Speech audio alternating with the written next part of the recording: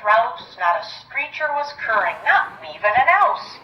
The stockleys were hung by the chimney with hair, in hope that Nick Saintless spoon would be snare. The children were all nestled, all hugging their sneds, while scissions of pluggerhums hanced in their deads. And Cock on her merchip and I in my nap had just settled sound for a long natter's whip.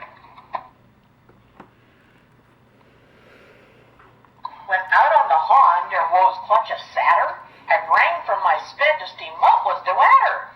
Away to the window I flashed like a flue, tore open the tutters and sashed up the flue.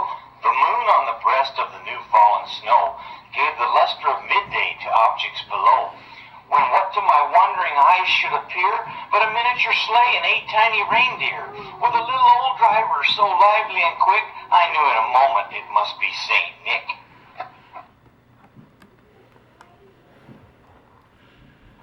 More rapid than eagles his coursers they came, and he whistled and shouted and called them by name. Now Dasher, now Dancer, now Prancer, now Vixen, on Comet, on Cupid, on Donder and Blitzen, to the top of the porch, to the top of the wall. Now dash away all. As dry leaves that before the wild hurricane fly, when they meet with an obstacle, mount to the sky. So up to the housetop the coursers they flew, with a sleigh full of toy, and Nick Saintless too. And then in a twinkling I heard on the roof the prancing and pawing of each little hoof. As I drew in my head and was turning around, down the chimney St. Nicholas came with a bound. He was dressed all in fur from his head to his foot, and his clothes were all tarnished with ashes and soot. A bundle of toys he had flung on his back, and he looked like a peddler just opening his pack.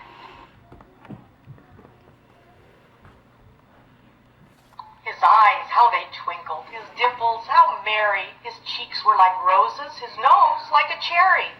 His droll little mouth was drawn up like a bow, and the beard on his chin was white as the snow. The stump of a pipe he held tight in his teeth, and the smoke, it encircled his head like a wreath. He had a broad face and little round belly that shook when he laughed like a bowl full of jelly. He was chubby and plump, a right jolly old elf, and I laughed when I saw him in spite of myself.